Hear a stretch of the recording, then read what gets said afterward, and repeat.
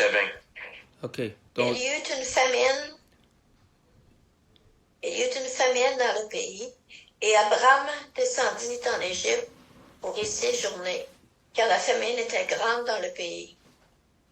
Comme il était près d'entrer en Égypte, il dit à Sarai, sa femme, « Voici, je sais que tu es une femme belle de figure. Quand les Égyptiens te verront, ils diront, c'est sa femme, et ils me tueront et te laisseront en vie, la vie. Dis, je te prie que tu es ma sœur, afin que je sois bien traitée à cause de toi, et que mon âme vive grâce à toi. » Lorsque Abraham fut arrivé en Égypte, les Égyptiens virent que la femme était fort belle. Les grands de Pharaon la virent aussi et la vantèrent à Pharaon.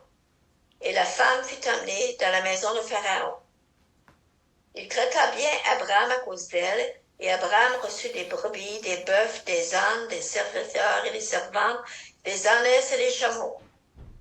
Mais l'Éternel frappa de grandes plaies Pharaon et sa maison au sujet de Sarai, femme d'Abraham.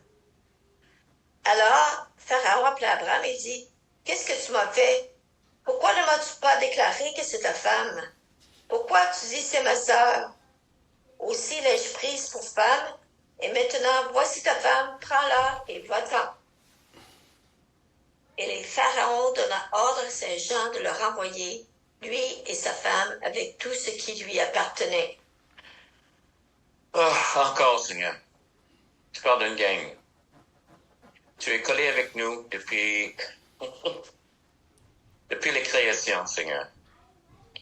On n'est pas toujours sage, on fait pas toujours les meilleures décisions de nos vies. Mais Seigneur, tu es en train de nous parler à travers tes serviteurs, parce que cet grand homme de Dieu, même dans ses imperfections, il t'a choisi de toi.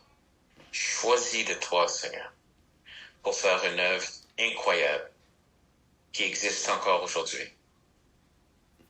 Encore, aide-nous à voir, Seigneur, ce que tu veux dire à l'Église et aide-nous à voir qu'est-ce que ça a à faire avec nous.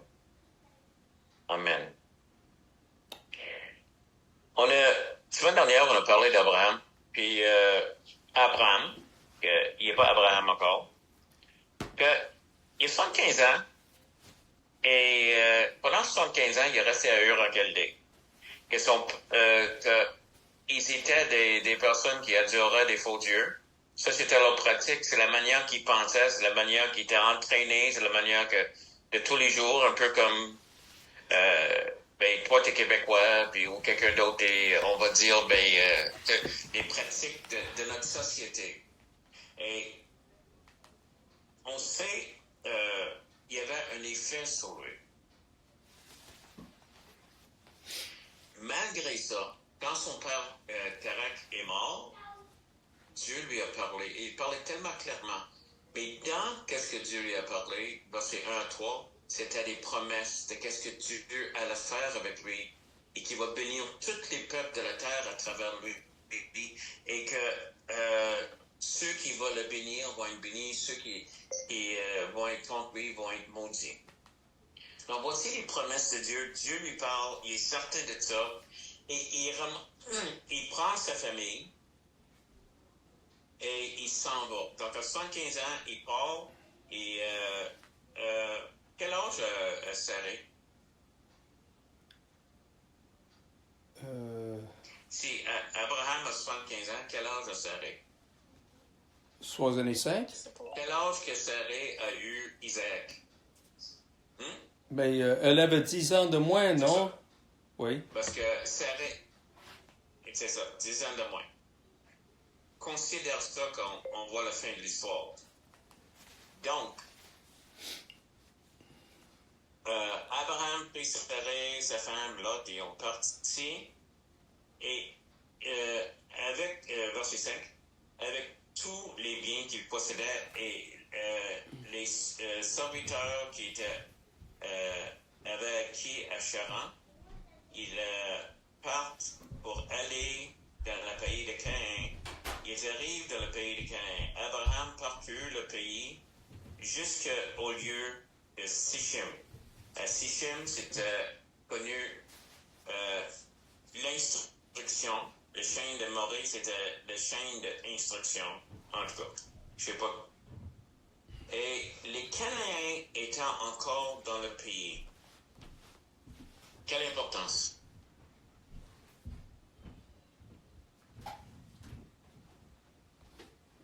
Donc, Denise, regardez Genèse 15, verset 16. À la 4e génération, ils reviendront ici. Il parle de qui, là? Il parle d'Israël, combien de temps qu'ils vont être en captivité. Ok. Donc, la promesse qui est en train de donner Dieu, puis c'est incroyable, c'est que ça va bien aller, except pour 400 ans. Et 400 ans, ça n'ira pas si bien que ça. Oui, continue. Car c'est à ce moment-là, c'est alors seulement que la déchéance morale des Amoréens aura atteint son compte. Ça, c'est quel passage, ça? C'est quoi un autre? Ça, c'est 15-16. Genèse 15-16. Genèse 15-16. Est-ce que j'ai une autre traduction quelque part? OK. Juste la dernière partie.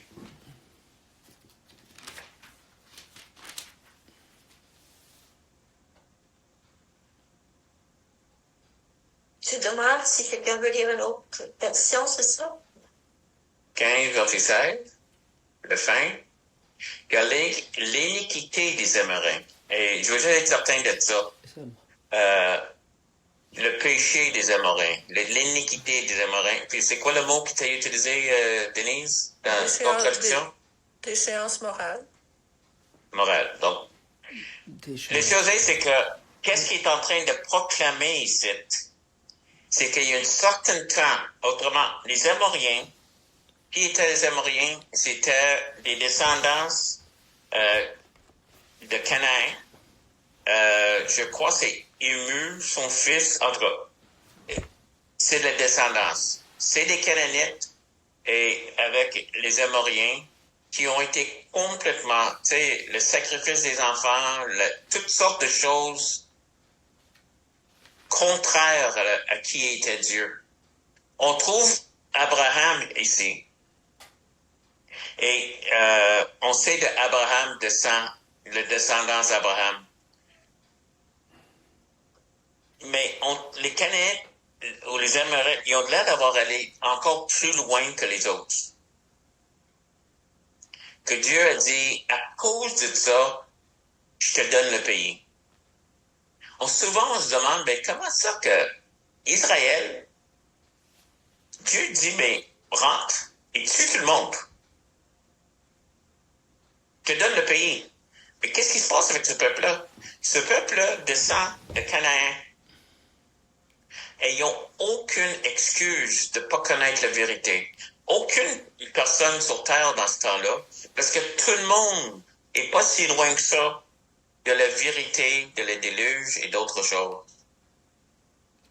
Mais quand même, ils sont rendus tellement loin qu'ils sont en train d'offrir des sacrifices d'enfants, naturellement l'abus, toutes les autres choses, sexualité, tout ça, puis probablement la pédophilie et d'autres choses, ça existe. Et c'est tellement été corrompu. Et Dieu a toujours réagi. Une des choses qui Dieu était fauché, c'est qu'il offre, une des choses qu'il dit dans sa parole, il offrait des sacrifices d'enfants comme si c'est quelque chose que je demanderais moi. Est-ce que tu veux dire comme si quelque chose que Dieu dit comme si Dieu demanderait ça. Il insultait Dieu. J'aurais dû noter le verset, mais je te rappelle que c'est dit. Il est en train de dire, ça c'est affreux. Et on sait que l'orange sont devant le Seigneur. Qu'est-ce qui se passe aux enfants est important. Qu'est-ce qui se passe dans notre société aux enfants? Dieu ne l'ignore pas. Il va voir une rétribution, il va voir quelque chose qui va arriver parce que ça se passe beaucoup. Mais les Amorites, les Cananéens, en général, c'était leur pratique. Une pratique qui n'était pas correcte. Mais tellement commune. Qui d'autre a fait un enfant dans la Bible? Abraham. Abraham a été... Abraham. Autrement, il a grandi dans un pays païen. Il a grandi en Ur. Dieu demande offre ton fils. Mais dans la foi d'Abraham, il est en train de dire, ben, il a promis à travers mon fils, même s'il faut le ressusciter. Mais, il n'a pas trouvé ça si étrange d'offrir son enfant. La pourriture du monde a affecté grandement toute la population de la Terre. Comme si Dieu demanderait ça à quelqu'un. Si aujourd'hui quelqu'un, je crois, qui est chrétien, qui est tout ça, et Dieu dira, il attend une voix qui dit qui est Dieu, disant offre ton sacrifice, n'importe qui va dire t'es pas Dieu. Je sais pas qui t'es peut-être surnaturel, mais t'es pas Dieu. Ça, c'est pas mon Dieu. Abraham ne dit pas ça. Parce que c'est une pratique assez commune à cause de la perversité de l'homme. Quelque part, il faut que, même la religion, il faut que tu souffres. Et la souffrance de ça est incroyable, jusqu'au temps que Dieu, OK, ils sont accomplis, et ça, ce sera le péché des Amoriens sera fini après le 400e année de captivité d'Israël. Ils ne sont pas là maintenant. Mais ils vont continuer à s'empirer.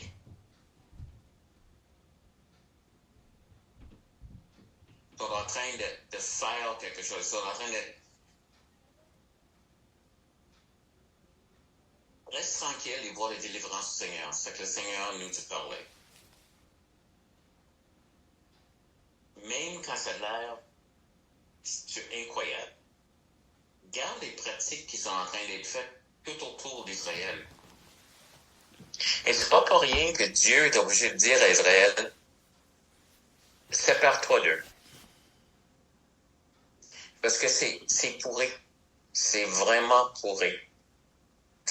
C'est comme, on dit que si tu mets pas une pomme pourrie dans une baril, c'est ce que le monde dit. Mais là, le baril est pourri. Mets pas la pureté d'Israël, la loi de Dieu. Mais rejoins pas le baril.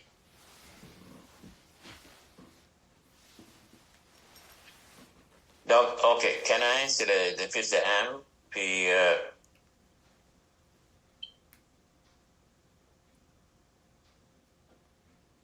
il y a une raison pourquoi j'ai noté quelque chose. Excuse-moi. Des fois, je mets des notes, puis j'oublie pourquoi j'ai mis les notes. OK.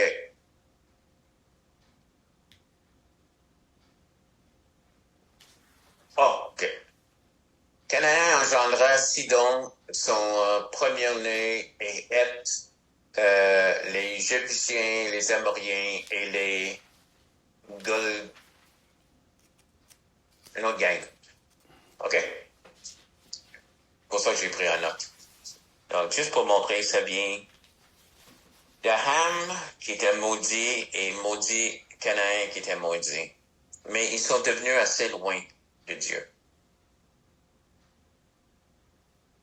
Abraham, verset 9, arrive, puis tout le pays n'est-il pas devant... excuse-moi, là je suis dans chapitre 13.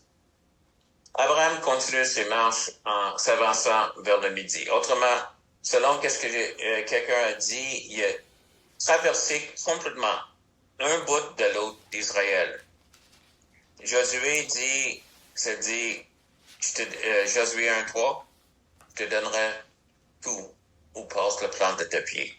Et c'est un peu comme si Dieu est en train de dire, voici la terre promise. Il est en train de marcher d'un bout à l'autre. Il est en train de marcher là-dedans. Et Israël lui appartient. Maintenant, la prochaine, ça tombe dans une autre histoire. qu'est-ce qui se passe dans le pays? Famine. Mais où est-ce qu'il est? OK? Il est entre... Oh, excuse-moi. Le verset c'est arrivé entre...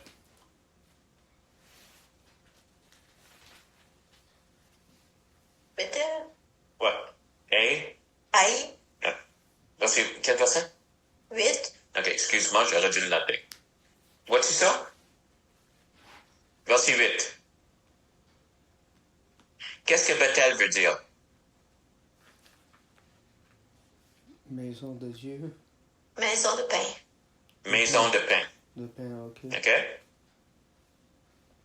Et ça me fait penser au livre de Ruth. Si tu regardes le premier chapitre de Ruth, OK, on va garde ton doigt ici, puis regarde Ruth chapitre 1.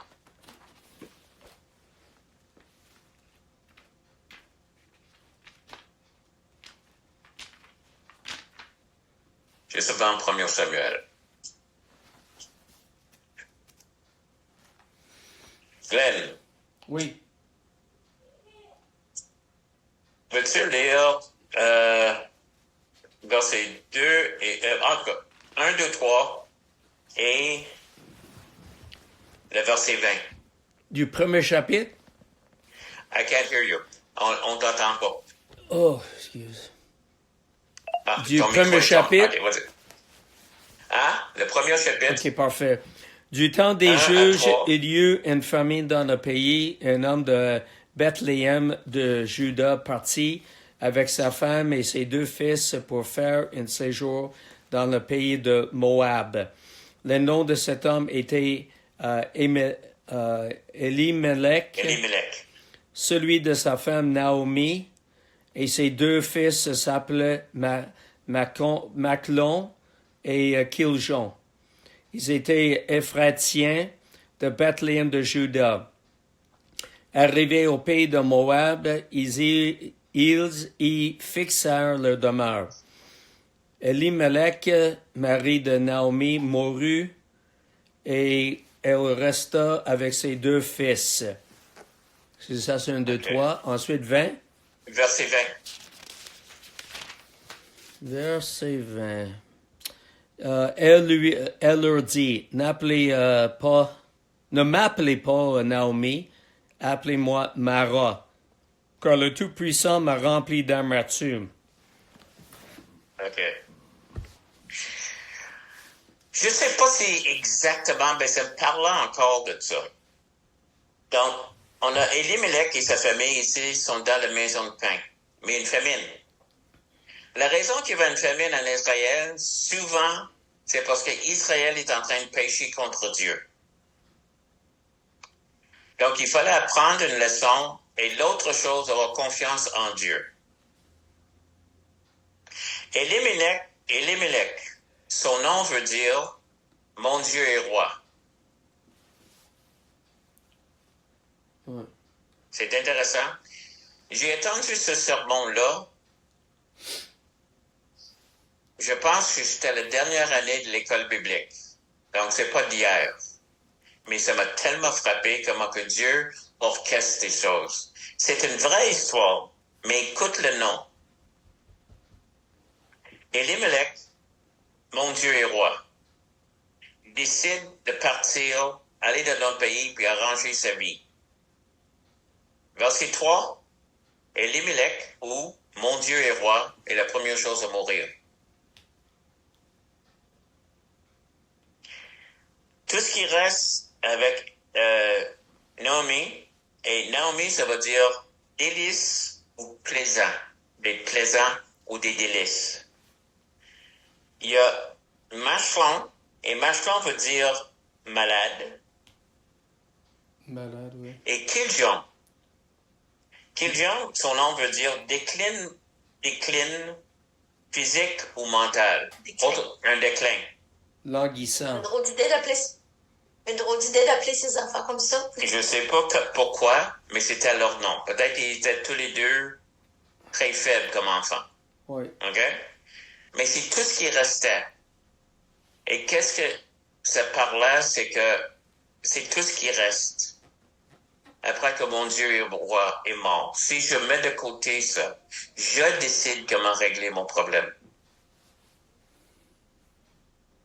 Maintenant, je suis pas en train de dire une petite affaire. Ils ont changé de pays. Ils ont sorti de la maison de pain pour aller régler leurs propres affaires. Donc, tout ce qui reste, et éventuellement, ils sont morts aussi. Donc, éventuellement, Naomi va revenir, puis avec Ruth, qui est une bénédiction fantastique. Mais quand elle revient, elle est partie plaisant, délice, et revenue amère. Mais la raison qu'ils ont quitté, c'est justement de ne pas devenir amère et pas manquer. J'ai commencé à penser à cette histoire. Est-ce que tout le monde comprend où je vais avec ça, là? Qu'est-ce que je suis en train de dire? Oui. Il y a des moments que Dieu, Margie, qu'est-ce qu'on a reçu? C'est que reste tranquille et regarde la délivrance de l'Éternel. Pendant qu'il y a d'autres moments, on sait qu'Abraham l'a fait quelques fois, il l'a fait avec son fils, il l'a fait avec d'autres, on va régler le problème. Maintenant, il s'en va en Égypte et il dit à sa femme, Pierre, quel âge? 65? 65 ans. C'est une belle femme. Les Égyptiens, c'est incroyable. Donc, parce qu'il va le dire bien plus tard aussi. Une autre fois qu'ils ont été en Égypte, il va faire la même chose. Donc, elle était très attirant. 65 ans. Mais encore, il a pris des choses entre ses mains à lui. Dis, tu es ma sœur. Margie, veux-tu lire 12, verset 13? Genèse 12, verset 13. Dis que tu es ma sœur afin que je sois bien traitée à cause de toi. Excuse-moi, c'est pas le bon verset. Non? OK. Il est sa sœur. Je vais noter au lieu de noter le bon verset, mais il est sa demi-sœur. Donc, il n'est pas en train de mentir vraiment. Ah, c'est ça, demi-sœur, oui. Ça. Donc, il est en train de le dire, mais il est aussi la femme. Ils sont mariés. Encore, les pratiques de Hur. Les choses qu'il fait sont bizarres. On voit ici qu'il ment. Donc, Abraham est en train de grandir. Il n'est pas le super... Je pense pas qu'il débute avec une super confiance dans l'Éternel. Comment qu'on a débuté? On débute avec verset 12, 1 à 3. Dieu, l'Éternel, lui parle. Si Dieu m'a jamais donné un speech de même, où j'ai entendu audiblement sa voix, il me dit toutes ces choses-là. Et il répète plus tard, et il parle encore. Et quand même, ici, il n'a pas complètement confiance en Dieu. Et ça aussi, ça se comprend. Parce qu'il est Abraham. Il n'est pas encore Abraham. Il est un jeune, assez jeune, je crois, dans les choses de Dieu. Et Dieu est son tuteur. Mais à travers de tout ça, regarde tout le trouble qui a causé. Même le roi égyptien a l'air d'être plus honorable que lui. Si on m'aurait dit c'était ta femme, je ne l'aurais jamais pris. Est-ce qu'il aurait tué Abraham? Je ne sais pas. Parce qu'Abraham avait peur. Donc, quand on rencontre quelqu'un, puis il y a un destin dans sa vie, c'est se peut qu'au début de sa vie, il ne ressemble pas au destin. On ne débute pas les hommes faits. On ne débute pas les pères dans la foi. On débute enfant. Mais l'autre chose, il fallait qu'il apprenne à avoir confiance en Dieu. Et ça prend du temps, parce que plus tard, il va faire exactement la même chose. Je parle d'une leçon à avoir ici. Il est escorté à sortir. Ça a l'air d'être Sors d'ici! Prends ta femme! Va-t'en! Et même ça, il va le faire encore plus tard.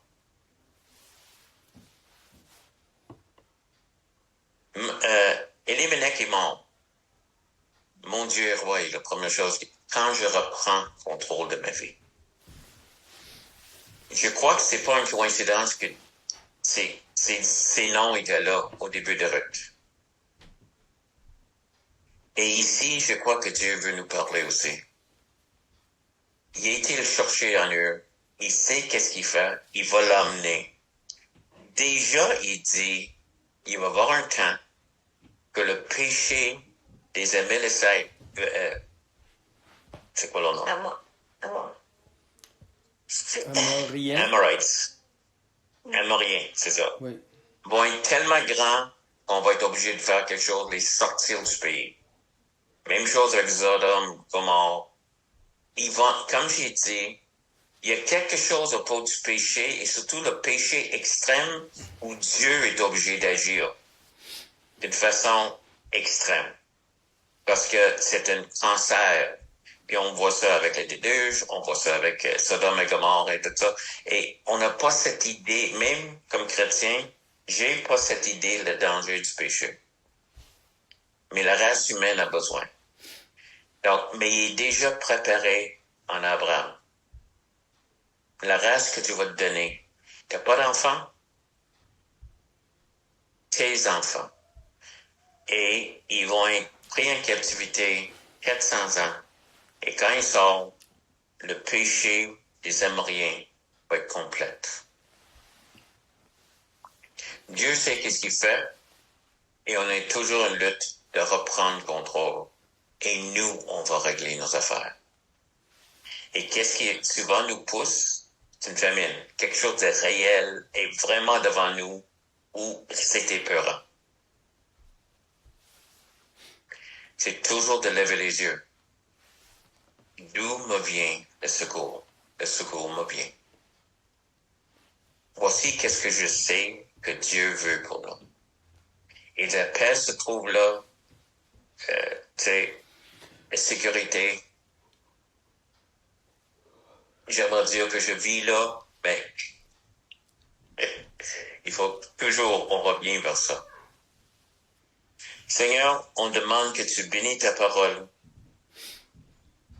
Merci pour Abraham. Merci, Seigneur, pour ces humains.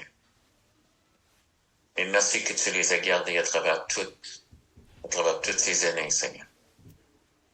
Merci de nous parler à travers ta parole. Bénis-le, Seigneur. Amen. Des commentaires?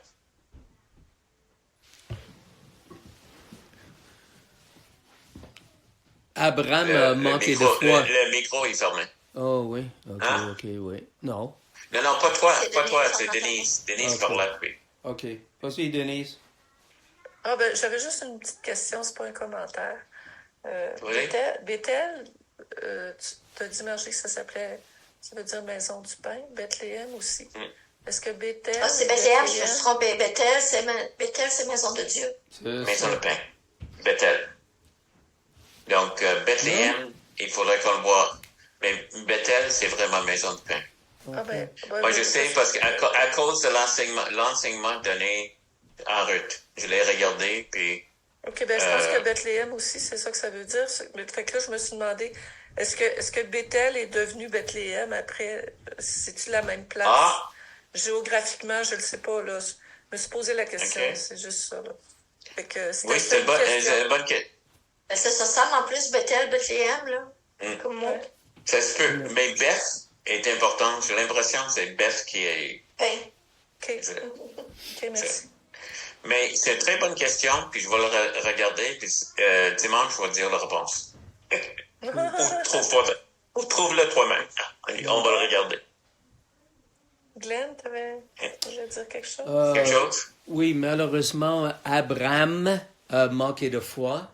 Au lieu de faire confiance et de parler selon la vérité, il a vraiment agi d'une autre façon. Puis c'est ça, on a fait la question, on a fait pour les chrétiens, est-ce qu'en effet, c'est bien de mentir et d'agir par la déception? Puis là, en effet, pendant la Deuxième Guerre mondiale, c'était dans un pays, je m'en souviens pas, je pense que c'est des Pays-Bas, ils cachaient des Juifs. Puis une dame a dit, justement, les nazis sont venus, les SS, puis ont demandé, mais est-ce que vous cachez des Juifs? Puis elle a dit, au lieu de mentir, ils sont en dessous de la table. Puis ils ont regardé en dessous de la table, puis ils trouvaient personne, ils sont partis. Ce que le chrétien a dit, en effet, c'était vrai, mais justement, un autre étage plus bas. Oui. Justement, qui était sous, en effet, le plancher. Alors, ça, c'est une bonne question à se poser. Justement, aussi, en effet, c'est bien de faire comme Abraham, si on se met... on pourrait se mettre en danger en disant des choses qui ne sont pas vraies, on essaie de séduire une autre personne, ou est-ce qu'il faut dire la vérité en tout temps? Je rappelle il y a l'histoire des Huguenots. Je rappelle, les Huguenots étaient persécutés dans la France et toutes les autres choses. Oui. Et il y a une fille qui est en train de se promener. Elle allait à une réunion des Huguenots en cachette. Et les soldats l'ont arrêtée. Elle dit, qu'est-ce que tu fais? Elle dit, mon frère qui est mort, il est mort. On est en train de lire son testament ce soir. Ils l'ont laissé partir. Jésus est mort, puis il allait lire le Nouveau Testament. C'est ça. Donc, le Seigneur est capable de nous donner une sagesse sans qu'on ait besoin de mentir. Mais je comprends dans les situations de... disons que ça se peut que... En tout cas, de mettre le Seigneur à l'épreuve. Oui. Et qu'est-ce qui est arrivé, c'est que Abraham a dit pour me protéger. Oui. Il s'empêchait totalement de ce qui arrivait à serrer. Alors, Oui, mais c'est un petit peu les exemples que vous donnez. Il n'a pas vraiment menti. C'est vrai que c'était sa sœur. Non. Oui. Tu sais, OK, je voulais juste... Oui. Non, il y a ça, mais il était aussi sa femme. Et parce qu'il était sa femme, le monde était maudit. Dieu a envoyé une plaie. Oui, mais il n'a pas menti. Oui, ouais. Non, mais il a caché une partie de la vérité, mais il n'a pas menti. Ouais. Voilà. Amen. Parce que Exactement. tu donnes l'exemple de la jeune fille, là. Oui. Elle n'a pas menti, mais... Oui. C'est ça, là. C'est une bonne question. C'est un bon point que tu soulèves, Glenn. Oui. Je trouve ça... oui, c'est juste... Le chose, c'est ça. C'est les personnes qui étaient prêtes, comme les nazis sont là. Leur vie était en danger. La petite fille, le fille qui était bloquée, les soldats étaient là. Mais Abraham n'avait pas confiance que Dieu pouvait le protéger. Oui. Il va en Égypte à cause de la famine. Encore, il était dans la maison de pain. Est-ce que Dieu voulait qu'il fasse ça? Mais encore, moi, je suis pas certain que j'aurai le courage de pas chercher le fait. Oui. Mais, OK. Donc, je veux jamais sentir que je critique. Oui. Mais je sais que qu'est-ce que le message qu'on reçoit dernièrement, rester tranquille et regarder les délivrances du Seigneur est difficile. Oui. C'est très difficile parce que on est habitué à faire quelque chose. Oui. Donc, il agit par le cœur, par le peur et non par la foi, mais on essaie de bien le comprendre, bien sûr que oui. C'est ça, mais c'est juste pour quand même souligner ça. Parce que Dieu lui avait parlé, comme tu as expliqué au début, Donald, puis ensuite, c'est ça, Dieu l'a appelé pour aller dans un autre pays, justement. Alors, s'il avait bien compris, il aurait pensé, oh, mais Dieu est là pour le protéger. C'est ça, exactement. Sauf que j'ai entendu une histoire de... c'est quoi son nom encore? Bob Edwards, qui m'a parlé en effet que des Chinois, il y avait un espion, Seigneur, un espion qui comment ça dit ça, qui les suivait, qui essaie de s'informer où est-ce qu'il était, puis les croyants se faisaient tuer. D'accord? Puis il prie le Seigneur, bien sûr, il faisait confiance à Dieu, mais cet homme continuait son travail comme espion, puis justement pour mettre les autorités au courant et que les chrétiens mouraient. Ils ont décidé, en effet, qu'il y en avait assez, puis ils l'ont tué. Le seul fait, c'est que les chrétiens l'ont tué. Oui. Le seul fait, c'est moi, je suis pas là. Tu sais, Oui. je veux jamais juger. Moi, je suis imparfait. Oui. Donc, oui. je veux jamais juger quelqu'un. Excusez-moi, je vais vous dire bonne nuit, là, parce que... Ça peut-être être. Oui. Okay. Bye-bye. Oui. Moi, je rappelle c'est qui le gars qui est persécuté, là? Le gars qui était en Russie, persécuté, il a écrit beaucoup de choses. Oh oui, Brother Andrews? Non, il y avait un autre aussi qui est sorti de là. En tout cas. Oui. Lui, il parlait de l'Église, puis il parlait il y a deux petites filles qui, justement, à cause que leurs parents étaient chrétiens et eux autres, ils étaient rejetés dans la rue, tout ça. Donc, ils sont devenus des prostituées. Ils continuaient à venir à l'Église. Il dit, j'aimerais ça les juger, mais ils n'avaient aucun moyen. C'était des jeunes, là. Et je dis pas que c'est la bonne chose à faire. Je pense que Dieu va les protéger. Mais l'autre chose, c'est de juger quelqu'un dans une situation que j'ai jamais été. Oui. Je sais pas. Oui. Donc, c'est pas correct. Oui. Et c'est ça qu'il disait, lui. Oui. Mais, il était pas là pour les juger. Non. Il les connaissait, il jasait avec eux. Et pour lui, c'était encore des chrétiennes. Donc, c'est juste ça. Donc, il s'agit d'essayer de comprendre chacun et chacune dans sa situation. Amen. Et c'est pas moi à juger, c'est au Seigneur à juger.